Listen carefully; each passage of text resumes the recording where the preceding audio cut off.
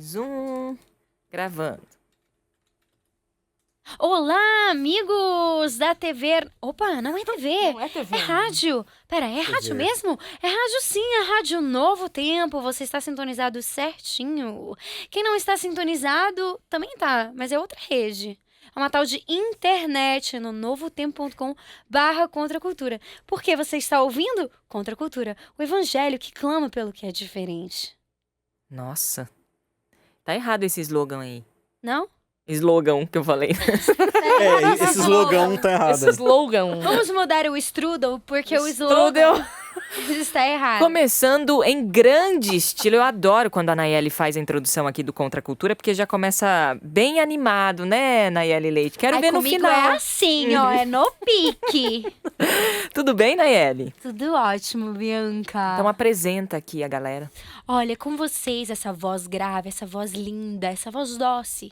Doce. Doce. É Doce no de dia. quem? Nada mais, nada menos. Bianca Oliveira, grande exímia apresentadora do programa Conexão. É Conexão Jovem? Isso. Conexão Jovem da TV Novo Tempo.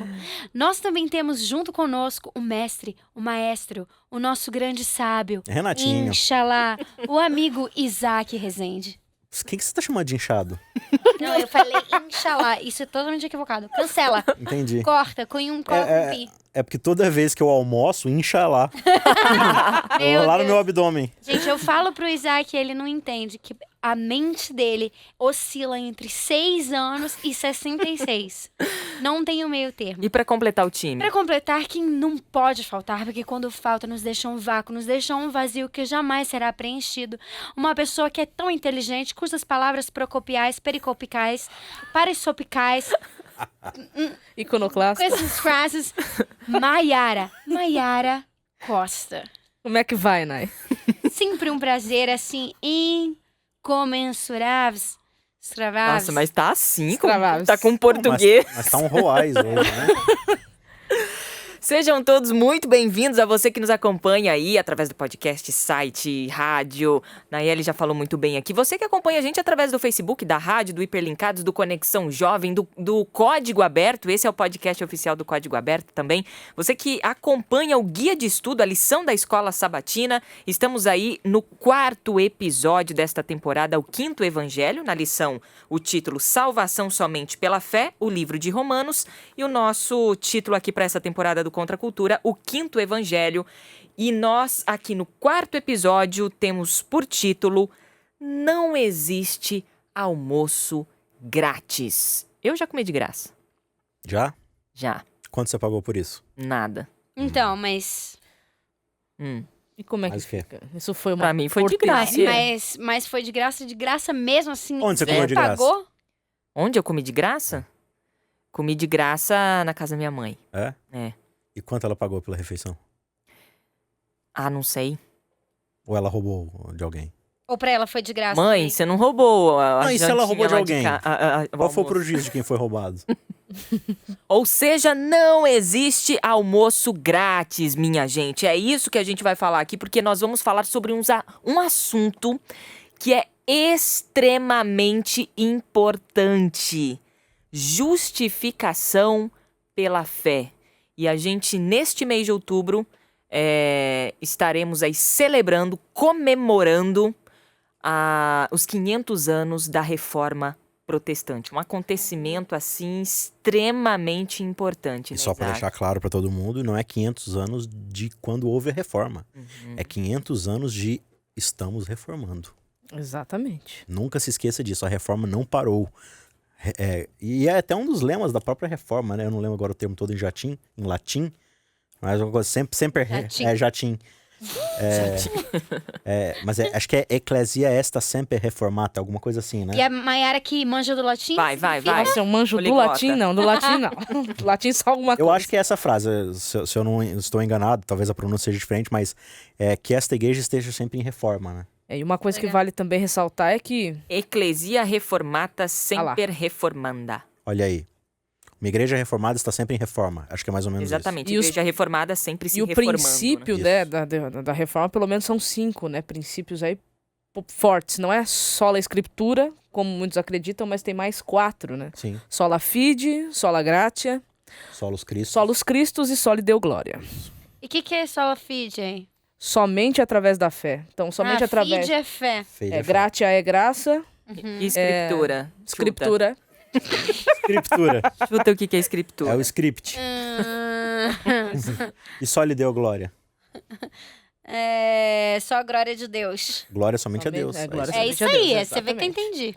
Então, assim, somente a Escritura me revela as condições da minha salvação. Na verdade, não é nem só somente, né? Através, né? Através da escritura Sim, que eu vou ter a revelação através isso. da fé, através da graça, através de Cristo. Quando a para gente glória fala de Deus. reforma protestante, vem um nome de uma figura também de extrema importância, que é Martinho Lutero. Sim. Martin Martinho Luther. Ai, chique. Martinho. A gente não, ela não Não manja era de da latim. vila, era da Alemanha. Da Alemanha, Martinho Lutero. Pode até ser que ele morasse numa Martinho vila, mas Vila, né? enfim. Martinho Martinho da Lutero, Martinho Lutero, ele se debruçou aí nos estudos de Romanos, né? E ele compreendeu e estudou muito a tal justificação pela fé e colocou lá as 95 E teses. não só isso, como ele se deu, eu como formada em tradução, ele se deu um trabalho incrível de trazer a Bíblia para uma linguagem que se tornaria acessível para que as pessoas também Nossa. pudessem entrar em contato direto com aquilo para entender, né? Não foi só uma tradução, né? Ele tentou Quase que ele criou uma língua colocar entre duas. de uma forma que o povo comum ali dos seus dias entendesse a mesma verdade que ele entendeu. Então, para contextualizar, né, ele até falou, ele trouxe então uma tradução para que isso ficasse acessível para as pessoas. Então, antes disso, a Bíblia não estava acessível para as pessoas. Não. Qual era o Não. contexto? O contexto era mais ou menos o seguinte. Existia lá na Santa Igreja, não lembro exatamente aonde agora, as informações, mas basicamente você tinha um exemplar da igreja que ficava num quarto, tipo assim, exclusivo, acorrentado à parede, e só os doutores mesmo, os caras que estivessem estudando doutorado podiam ter acesso a essa E Bíblia. alguns Esse príncipes era um que contexto, pagassem. e esse era também um contexto de dominação da Igreja Católica. Sim, né? era o período da supremacia romana papal, né? O Papa ali, ele não era só um chefe de Estado. Martinho né? Lutero Não era só um chefe da igreja. era pertencente à Inclusive, ele Igreja era. Católica. Ele era. Então, assim, ele como chefe da igreja e também como chefe do Estado, realmente as Bíblias ficaram, assim, inacessíveis para o povo comum. Como é que você fazia para saber a vontade de Deus? Você ouvia o que o alto clero tinha para falar. Os episcopais da época, né? Os grandes mestres. E eles nem iam até a Bíblia, né? Você tinha aí a liderança que definia o que era certo e o que era errado. E aí um belo dia, Martinho, que não era o da vila, né? Martinho resolveu ir até, né, a sede da igreja para poder, né, visitar lá, conhecer e tudo mais. E quando ele chega lá, claro, estou simplificando a história aqui só para dar esse contexto, mas quando ele chega ele percebe que algumas coisas não estão muito coerentes assim com algo que ele anda lendo assim, né, com os objetos de estudo dele. Ele percebe, por exemplo, que algumas pessoas estão vendendo as chamadas indulgências. O que são indulgências?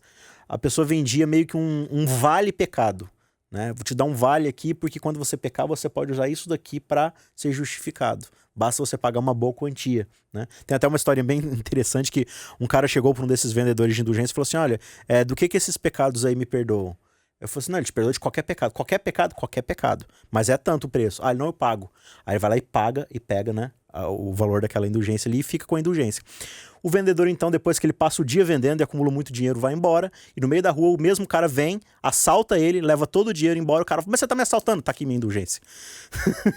Então você percebe que era um sistema muito corrupto de coisa. E aí o Martinho pensou assim, não, mas o Papa precisa ser avisado disso. De certo, ele não está sabendo o que está acontecendo.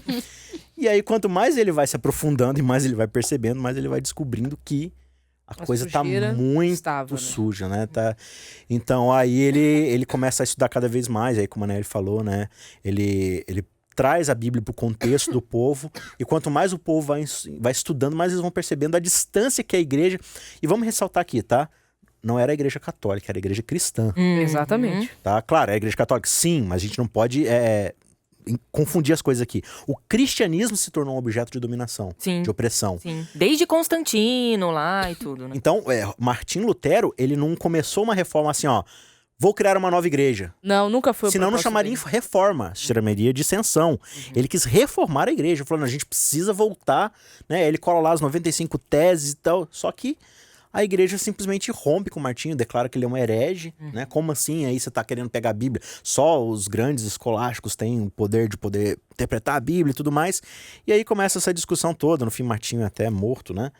Mas a reforma ali, ela é iniciada por Martinho e por muitos outros ali, ela não para nunca mais. E particularmente, em cima dessa frase em latim que foi dita aqui, né? Que a igreja que é reformada, que é reformada, ela está sempre em reforma, fica um apelo para todos nós que se as nossas denominações religiosas estiverem se desviando desses princípios, vão precisar de reforma. Sim.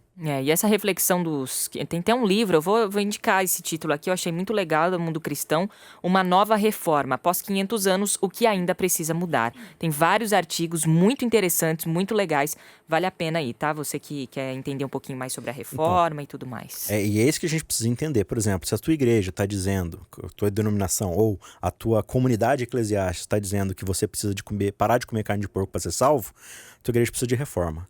Se ela está te dizendo que você precisa guardar um dia para ser salvo, ela precisa de reforma. Se ela está te dizendo que você precisa de uma alternativa ao que Cristo ofereceu na cruz para tua salvação, essa igreja precisa de uma reforma. Urgente. E é isso que a gente vai estudar aqui. Se a tua igreja está Capítulo 3. substituindo a Bíblia por qualquer outros escritos, ela precisa de reforma com urgência. Recapitulando, no terceiro episódio, ou seja, na semana passada, a gente falou ali que Paulo apresentou no primeiro capítulo a humanidade caída, que a galera tava bagunçando mesmo o coreto, né? E pecando e tal, e orgias, e depravações, promiscuidades e tal. Aí no segundo capítulo ele fala assim, tá vendo esse povo aí? Pois é, você é tudo farinha, você é igual a eles, são tudo farinha do mesmo saco. Você não pode condená-los, porque se você estiver condenando essas pessoas, você está condenando a si mesmo, porque você que julga o outro pratica as mesmas coisas, né? É o que ele diz ali no capítulo 2, versículo 1. Aí, pra gente recapitular, vamos lá pro 2:9, capítulo 2, versículo 9, pra gente dar sequência aqui pra falar sobre justificação pela fé e entender esse nosso título aqui. Não existe almoço grátis? Como assim? Eu almocei de graça, mas quem pagou a conta, né? Seria basicamente isso. Antes do verso 9, até o verso 9, ele já mostrou como a humanidade, sem Deus, ela está completamente depravada. Estabelecendo isso, o que ele vai falar agora no verso 9? Bom, então vamos recapitular. No episódio passado, no terceiro, a gente colocou aqui que o primeiro capítulo, Paulo apresenta a humanidade depravada, caída, promíscua e tal. E no capítulo 2 ele lança aquela pegadinha, ó, tá vendo todo esse pessoal aí, né, em pecado e tudo? Pois é. Talvez você pense que você possa condenar esses indivíduos, mas você é igual a eles e não tem desculpa. Você não pode condená-los, porque se você condená-los, você vai estar condenando a você mesmo, né? E aí no capítulo 3, hoje a gente vai... vamos nos demorar aqui mais na leitura dele. Pra gente dar o início aqui, né, Isaac? Vamos no 3:9. Isso. Pois bem... Devemos concluir que nós, judeus, ou vamos colocar na prática, na atualidade, nós cristãos, Isso, boa. somos melhores que os outros? Não, de maneira nenhuma, pois já mostramos que todos, cristãos ou não cristãos, estão sob o poder do pecado. Como afirmam as Escrituras, ninguém é justo, nenhum sequer, ninguém é sábio, ninguém busca a Deus. Todos se desviaram, todos se tornaram inúteis, ninguém faz o bem, nenhum sequer. Sua conversa é repulsiva, como o odor de um túmulo aberto. Nossa, como Paulo é... Paulo, ele é... Ainda tá sendo tão, queridinho, tão né? poético. Sua conversa tem bafo. De lixo. Sua língua é Cadáver. cheia de mentiras, veneno de serpentes goteja de seus lábios. Morde a língua não, jovem. Sua boca é cheia de maldição e amargura, apressam-se em cometer homicídio, por onde passam deixam destruição e sofrimento. Não sabem onde encontrar paz, não têm o menor temor de Deus. Ele está reproduzindo aqui o Salmo 14 e o Salmo 53, é muito interessante isso. Junto com aquele conceito de Isaías 64, né? O que são as nossas obras diante de Deus? Nada. Lixo. No episódio passado a gente falou, tá, então a minha salvação vem através da fé e unicamente exclusiva fé em Cristo Jesus. Mas esse lance de fé e obras? Então, não, fé e obra não tem nada a ver, não, porque eu não sou salvo de obras mesmo, então não tem nada a ver, é só acreditar em Jesus e tá de boa? Eu tô de boa porque eu sei que a minha entrada no céu, vamos dizer assim, depende do que ele fez, não daquilo que eu faço. Mas eu preciso entender que a partir do momento que eu recebo, né, a graça de Cristo na minha vida, essa graça ela vai ter o poder de me libertar das coisas que nós já conversamos aqui. Então, a graça ela não vai me autorizar a continuar, ou melhor, eu posso até querer continuar vivendo do jeito que eu tenho vivido, mas isso só vai demonstrar que eu não recebi liberdade, eu ainda estou escravo do meu próprio ego, escravo do meu próprio eu. Então, as obras elas são um reflexo daquilo que Cristo fez, está fazendo ou não na minha vida. Isso Paulo diz aqui no versículo 19 e 20. É evidente que a lei se aplica àqueles a quem ele foi entregue, pois seu propósito é evitar desculpas e mostrar que todo mundo é culpado diante de Deus, pois ninguém será declarado diante de Deus, justo diante de Deus, por fazer o que a lei ordena. A lei simplesmente mostra o quanto somos pecadores. É como o Isaac sempre fala, eu gosto muito dessa frase. É você Obrigado. mesmo, Isaac, você mesmo. Não se sinta melhor do que os outros ou santo porque você guarda a lei. Porque o propósito da lei não é mostrar como você é santo, é mostrar como você é podre, tão podre a ponto de Deus ter que escrever uma lei dizendo o que você não deve fazer, porque se ele não escrevesse, você faria. Exatamente. Então, assim, se você está guardando a lei hoje, ou você é amiguinho que gosta de se achar melhor do que os outros por causa Você não disso, é nada especial, você não é mais especial do que ninguém. Você é tão podre quanto, e é isso que Paulo está mostrando, a nossa podridão. Jesus, ele usa uma parábola para falar assim, não uma parábola, né? Ele usa a mesma linguagem da parábola, mas ele fala de forma bem assertiva. Ele diz assim, ó, pois que servo, depois de um dia de trabalho, chega pro seu patrão e diz o seguinte, agora que eu fiz, né, meu trabalho, me chame para sentar à mesa, para poder compartilhar do teu jantar, ou seja, me recompense aí com uma boa refeição. E o patrão diz assim pro servo, servo inútil, você só fez o que te foi ordenado. Você só fez o que era a sua obrigação. Você quer uma recompensa por algo que é tua obrigação? Então, quando a gente tá falando assim, não, eu guardei toda a lei, então eu mereço ser salvo. Não, amigo. Você fez só o que já era pra você ter feito desde o Éden. Mas o fato de você estar fazendo isso agora mostra... Porque você eu me esforcei bastante para fazer isso aqui. Cara, pelo simples fato... E claro, quando a gente fala aqui de obediência à lei, a gente tem que levar em consideração que essa obediência ela é imperfeita, né? Sim. Porque se a gente for levar em consideração o que Deus entende como lei, ninguém faz. Mas se a gente faz o básico do básico e chega para Deus e fala assim, Deus, vamos considerar que é só isso aqui mesmo. Deus, olha tudo isso aqui que eu fiz. Né? Deus só vai olhar e vai falar assim, tá, mas não era o que você tinha que estar fazendo mesmo. Mas eu criei você pra isso. Qual a novidade? O versículo 23, lê aí pra gente, Nai. O Paulo fala uma coisa bem interessante. 23 até... o quê? 23 e 24 tá por Tá enquanto. legal, 24. Pois todos pecaram e não alcançam o padrão da glória de Deus.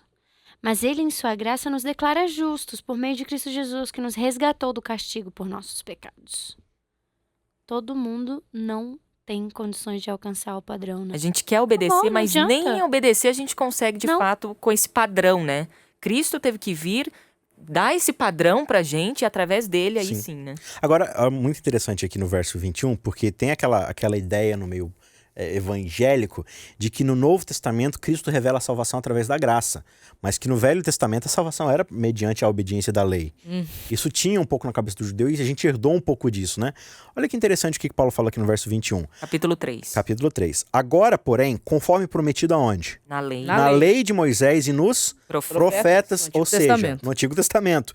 Deus nos mostrou o quê? Como somos declarados justos diante dele, sem a exigência do quê? Na lei. Da lei. Somos declarados justos diante de Deus por meio da fé em Jesus Cristo, e isso se aplica a todos que creem, sem nenhuma distinção. Adoro Paulo, porque ele tá usando a palavra lei aqui, e não tô sendo nem irônica não, eu gosto mesmo, ele tá usando a palavra lei aqui de duas maneiras diferentes. Hashtag exatamente. amo você, Paulo. Hashtag te amo Paulo, é isso aí. Paulo, apóstolo, tá bom, gente? Não Quais interprete mal essa seriam, minha frase. Maiara, essas duas formas de uso da lei? Então, a primeira forma aqui é para aqueles que buscam se justificar por meio dela, porque ele tá numa sequência de uma linha de raciocínio aqui, né? E a segunda significação do termo lei aqui é o Antigo Testamento. Então ele tá querendo dizer assim, A expressão a lei e os profetas, ele tá falando Velho Testamento. Exatamente. Então vocês que buscam, né, estão achando que a justiça de Deus no passado era uma coisa e hoje é outra, vocês estão mostrando para mim que vocês não conhecem nem mesmo o Antigo Testamento que vocês dizem tanto conhecer e tanto praticar. E aí ele vai começar a dar as explicações aqui da maneira como funcionou o esquema E aí tem um texto aqui que pra mim é um texto muito divertido de Paulo. Não sei como é que tá o verso 25 aí, 25? na de Eu sou, vocês. a tá com a Maiara João hoje é a Ferreira? versão diferentona. Ah, você é de É, a hoje eu versão... sou a diferentona porque eu esqueci a minha então, igual. lê, Você tá o quê? pode... Na João Ferreira, de Almeida? Eu tô na velha. Na velha e boa. Velha. Vai, A lê aí velha e então pra fiel. gente, vamos ver. O 25 do capítulo 3 diz assim, ó.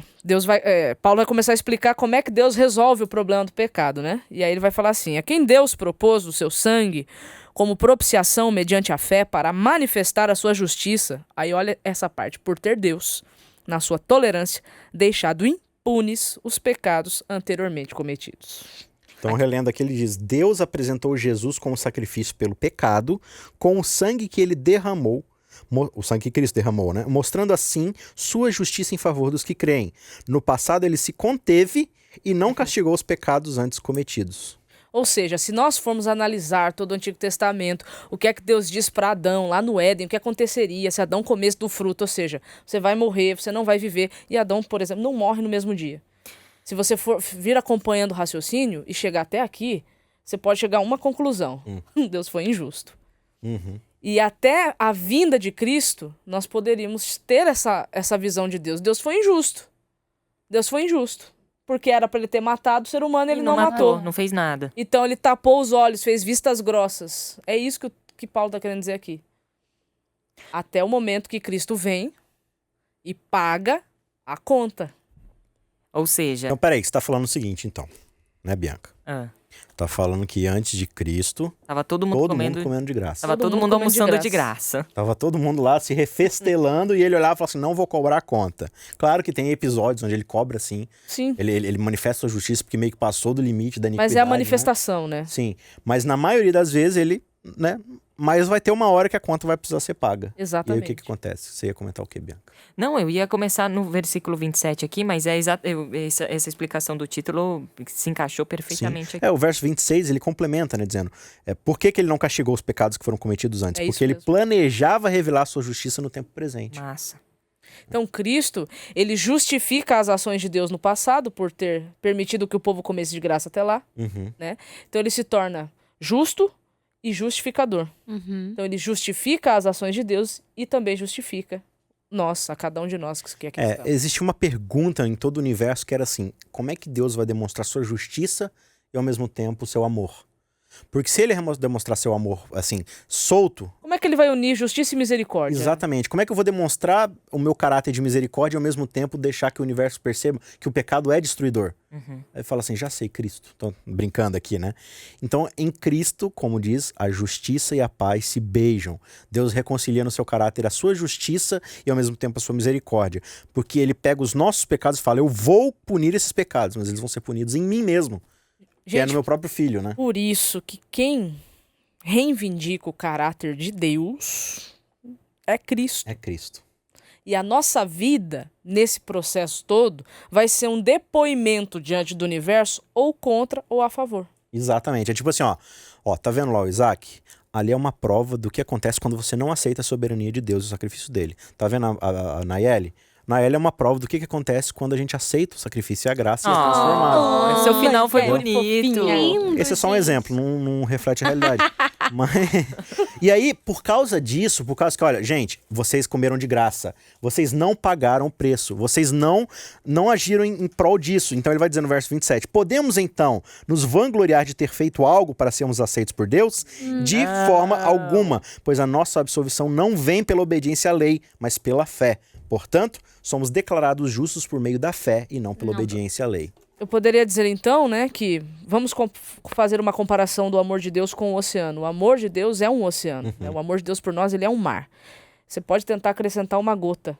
Sim, Não vai fazer a menor diferença. a menor diferença. Então, O Isaac falou sobre fé ali, né? Em versículo 31 para fechar. Então, se enfatizamos a fé em Cristo, e é essa fé que nos salva, quer dizer então que podemos abolir a lei? Claro que não. Paulo dizendo aqui, claro que não. Na realidade, é só quando temos fé que cumprimos verdadeiramente a o que lei. ele está querendo dizer? A lei veio mostrar para você o que você deveria ser e não consegue por causa do pecado. Ah, mas como é que então que eu consigo voltar a viver assim? Através de Cristo. Porque quando você tenta cumprir a lei para ser salvo, para ser justificado, você está fazendo precisamente o que fez Lúcifer cair do céu para começo de conversa. A fé faz então a lei ser abolida? É claro que não. E quando a gente já tem esse pensamento, a gente está bem longe do propósito e bem distante do relacionamento, esse relacionamento íntimo com Deus. Final de mais um capítulo, mais um episódio aqui do Contra a Cultura. Não existe almoço grátis, então alguém paga a conta, né? A minha mãe, então... aquele meu almoço não foi grátis, então, Não né, foi. Isaac? A sua mãe, em sua infinita graça e misericórdia para com sua filha. Comprou os alimentos para mim. Eu não paguei nada, mas ela pagou a conta. Obrigada, viu, mãe? O almoço estava uma delícia. Óbvio mesmo. Isaac, valeu. Até semana que vem. Até semana que vem, gente. Nayeli, que começou animada e está com uma cara fechada. É a nesse bipolaridade, final de- né? A bipolaridade. Eu só gostaria de deixar registrado aqui que não existe almoço de graça e também não existe graça barata, porque ela pode estar sendo barata pra você, mas ela teve um preço, alguém pagou por ela também. Regada a muito sangue essa graça aí, né? Ô, Mayara, valeu. Valeu, Bia. Até semana que vem. Até a semana que vem. Obrigada a você que nos ouve. Para você também um grande beijo e até semana que vem, se Deus assim permitir.